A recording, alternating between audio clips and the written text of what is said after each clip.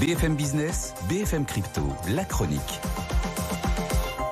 Et Antoine Larigauderie, c'était l'ébullition hier sur le Bitcoin.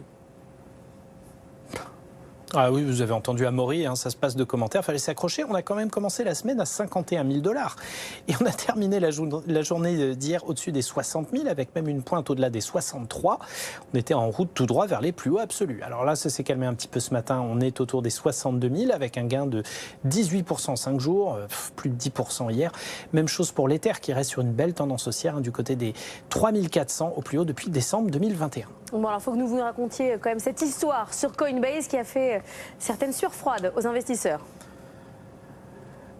Ah oui, quand on connaît des évolutions aussi volatiles en une seule journée, ça a été une véritable frénésie sur les plateformes de négociation. Du coup, il y a eu des bugs en série et certains clients de Coinbase se sont retrouvés avec un portefeuille à zéro.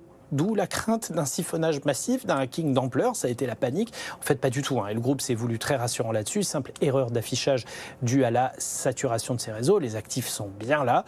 Mais une belle frayeur quand même. Le bug est progressivement réglé. Et le titre coté au Nasdaq a terminé à l'équilibre. Il gagne quand même 23% sur 5 jours et plus de 200% sur un an. Oui, la plateforme est une des mieux placées au milieu de toute cette ébullition.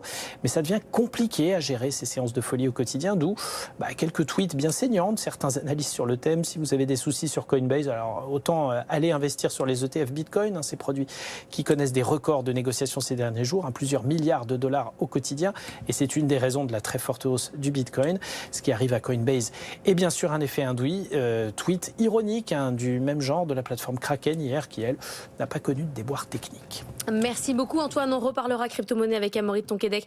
Ça sera dans le journal de 7h.